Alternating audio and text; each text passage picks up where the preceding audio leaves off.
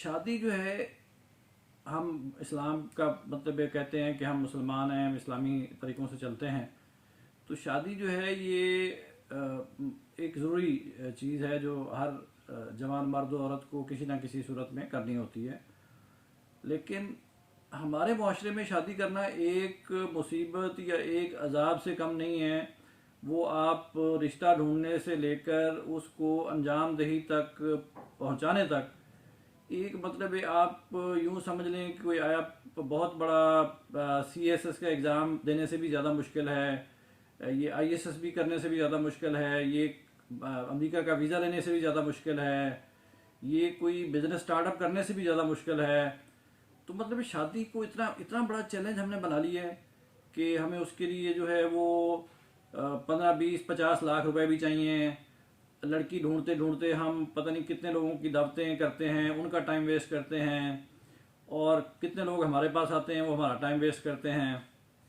खाली time waste नहीं करते, बल्कि आके ऐसी ऐसी बातें एक दूसरे को करके चले जाते हैं जो ज़िंदगी भर हमारे जहनों पे नक्श हो जाती हैं। कि फ़र्ज़ करो लड़की में कोई नुक्स निकाल दिया, घर वालों में कोई नुक्स निकाल दिया, लड़के में कोई निकाल दिया कि अच्छा जी ये तो इसमें तो ये नहीं है, तो इसमें तो एक इंसान को हम ऐसे जज कर रहे होते हैं जैसे हम कोई उसको उसकी कोई पेमेंट करके हम उसको कोई ख़रीद के उसको एक प्रॉपर्टी के तौर पे हमने यूज़ करना है। तो पहली बात तो ये है कि एटलीस्ट इस वक्त जो जिन लोगों से मैं मुखातिब हूँ वो पढ़े लिखे लोग हैं, और वो लोग हैं जो कोई एटलीस्ट अपनी ज़िंदगी में 50% 60% 70% जो है वो इंडिपेंडेंट है। तो आप थोड़ा इनिशिएटिव लें और इस मामले को देखें कि यार क्या ज़रूरी है ये सारा कुछ करना। रिश्ता इसी तरह तलाश करना चाहिए जिस तरह 50 साल से हम जो है वो कर रहे हैं, और क्या हमें जो है वो इसमें कोई मॉडिफिकेशन नहीं करनी चाहिए। वैसे तो देखिए हम पैदल चलते थे, हम मोटरसाइकिल पे आए, हम गाड़ियों में आ गए, हम हवाई जहाज़ों में आ गए। तो इस वाले सिस्टम में क्या हम कोई चेंज तो नहीं हुआ जैसे आज से, बल्कि मुश्किल हुआ है। आज से 50 साल पहले, 30 साल पहले, 20 साल पहले ज़्यादा आसान था, आज ज़्यादा मुश्किल हो गया है। अब कंपेटेबल रिश्ता ढूंढना एक एक मतलब और मुश्किल है बनस्पत आज से 20 30 50 साल पहले। उस वक्त लोग एक दूसरे पे भरोसा करते थे, सच बोलते थे, खुले होते थे, सामने आ जाते थे, जो बताना होता था बता देते थे। अब बड़ा मुश्किल है, बड़ा कॉम्प्लिकेटेड है। इवन बाज़ औक़ात जब लड़का लड़की एक दूसरे को इम्प्रेस कर रहे होते हैं तो उस वक्त वो बड़ी मतलब अपनी आर्टिफिशियल लाइफ शो कर रहे होते हैं। पेरेंट्स जो है अपने अपने जो आबाई घर होते हैं वो छोड़ के पोश इलाकों में, अच्छे इलाकों में जाके किराए का मकान लेके ये प्रूव करने की कोशिश करते हैं कि हम वेल ऑफ हैं, हम खाते पीते लोग हैं, हम हमारा स्टैंडर्ड हाई है। तो अब ऑनेस्टली स्पीकिंग अब मैं ये तकरीर कर रहा हूँ, और तकरीरें तो पाकिस्तान में हर शख्स ही करता है। अब क्या मैंने अपनी ज़िंदगी पे इसको अप्लाई किया? हाँ मैंने किया। मैंने पहली शादी अपनी की थी 1986 में, जिसमें मेरी जो शादी थी वो वन डे एक्टिविटी थी, और दोपहर को जो हमारे इलाके है वहाँ पे दिन में शादी होती है, तो दोपहर को हम लेके गए बारात, और बारात एक वैन में थी। उसमें हार्डली 10 लोग थे। लड़की की तरफ से भी 8 10 लोग होंगे।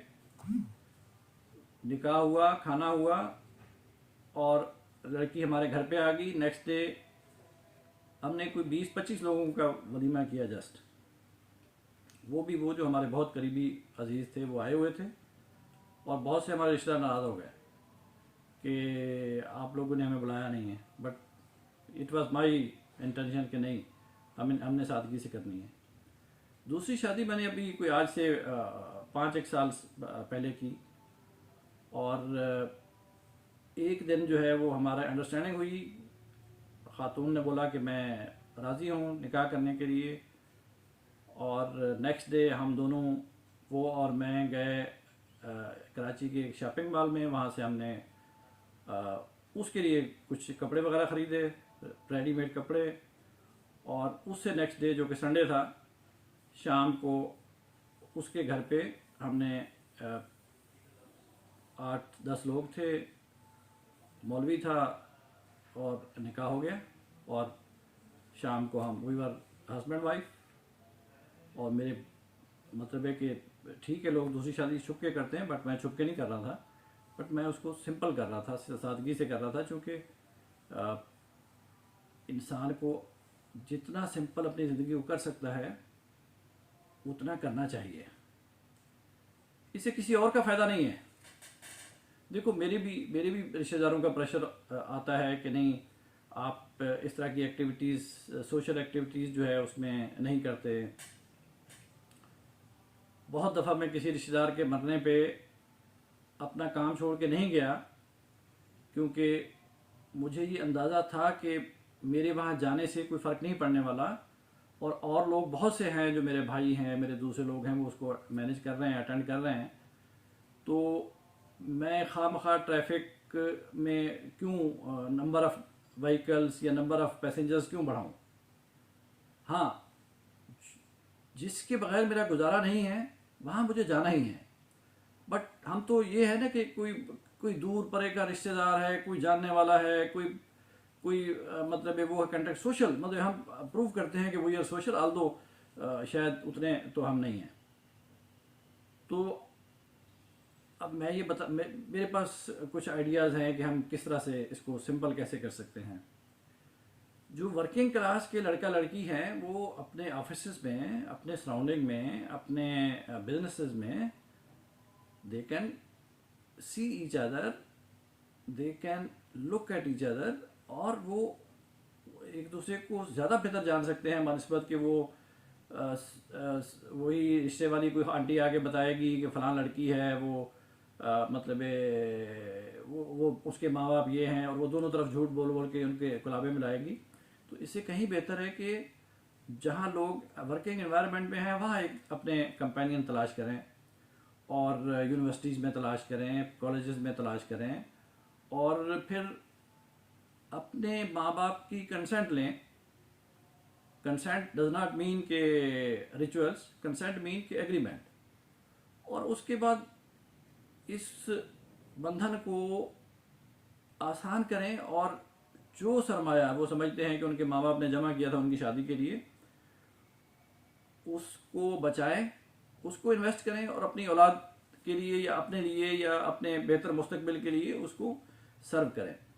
और marriage is few hour activity. आप लड़का और लड़की किसी भी काउंसलर के पास ये इख्तियार हो कि काउंसलर जो है वो निकाह रजिस्टर कर सकता है, स्कूल के प्रिंसिपल के पास इख्तियार हो कि वो निकाह रजिस्टर कर सकता है, बैंक मैनेजर के पास इख्तियार हो कि वो निकाह रजिस्टर कर सकता है। तो मैनी पीपल होने चाहिए कि वहाँ पे ये रजिस्ट्रेशन हो जाए। और अब जैसे बैंक मैनेजर के पास तो बायोमेट्रिक वेरिफिकेशन भी होती है, even they can do it more professionally मौलवी साहब की निस्बत।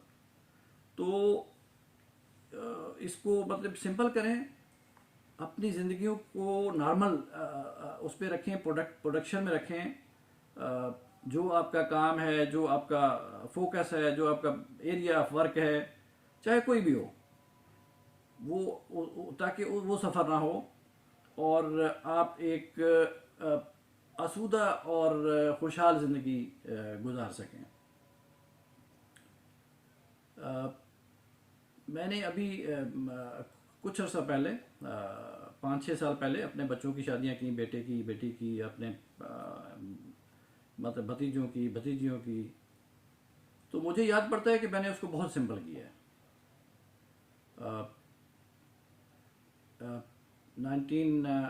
2017 में मैंने बेटे की शादी की और 2 लाख रुपए में की। मैं आपको अमाउंट भी बता देता हूँ। और दोनों तरफ माशाल्लाह लड़की वालों ने भी कोऑपरेट किया, एंड जब मैंने कहा कि हमने सिंपल करनी है तो दे वर हैप्पी और बड़े खुश हुए। थोड़ी सी रेजिस्टेंस आती है स्पेशली ख़वातीन की तरफ से, तो अगर उनको भी लगेगा कि नहीं ये काम जब जो हो रहा है ये अच्छा हो रहा है तो दे विल चेंज डेफिनेटली। फिर ये चीज़ें फिर ख़त्म हो जाएंगी कि वो लोग क्या कहेंगे, सामने वाले क्या कहेंगे, रिश्तेदार क्या कहेंगे। ये चीज़ें फिर ख़त्म होती चली जाएंगी ऐसा ऐसा डे बाय डे। हमने आ, आ, जब शुरू शुरू में केबल आया था तो मैंने अपने घर पे लगवाया था, सारे मोहल्ले वाले मेरे खिलाफ थे कि ये तो बहुत ही कोई अजीब सा आदमी है जिसने घर में केबल लगवा लिया, इंडियन फिल्में आती हैं, उसके बाद हम दूसरे शख्स के घर में लगा हुआ है। तो जब हम इनिशिएटिव लेते हैं तो लोग डेफिनेटली रजिस्ट करते हैं, लोग उसको उसमें कीड़े निकालते हैं, तनकीद करते हैं, जितना उनके बस में होता है वो उसको करते हैं। बट जब हम वो काम कर लेते हैं और लोगों को लगता है कि ये तो सही काम था, तो फिर लोग जो है वो आपको अप्रिशिएट करने लगते हैं और ख़ुद भी उस चीज़ को अडॉप्ट कर लेते हैं। तो मेरे सर्कल में तो बहुत लोगों ने मतलब है कि इन चीज़ों को अडॉप्ट किया है। और अब मैंने सोचा कि ये मैं अपना ये मैसेज जो है वो ज़्यादा से ज़्यादा लोगों तक पहुंचाऊं, ताकि दूसरे लोग भी इससे मतलब फ़ायदा उठा सकें। और शायद जिनकी ख़वातीन नहीं मानती वो मेरी वीडियो दिखा के शायद उनको कन्विंस कर लें कि भाई देखो ये एक बुज़ुर्ग आदमी जो है ये बात कर रहा है, तो आप मतलब है कि इस दिखावे से छोड़ दें।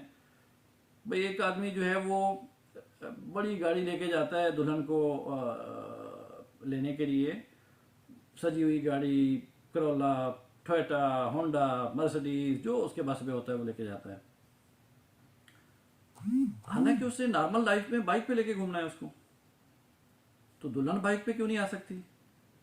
और दुल्हन के 10 किलो की या 15 किलो के कपड़े बनाने की क्या ज़रूरत है? वो जो अच्छे कपड़े हैं जो वो पहन के आसानी से ट्रैवल कर सकती है, वो क्यों नहीं हम पहनाते उसको?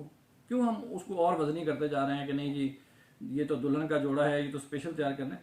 देखो ये बिज़नेस वाले जो हैं वो तो हमेशा प्रमोट करते हैं कि यार इनको ज़्यादा से ज़्यादा फंसाओ, but this is non productive business. ये महंगे सूट बनाना, ये सोने के जेवर बनाना, ये चीज़ें बनाना, this is not productive business. अगर एक आदमी अपने पैसे जो भी उसके पास हैं वो डंप कर देता है इन चीज़ों पे, तो वो उसने क्या किया?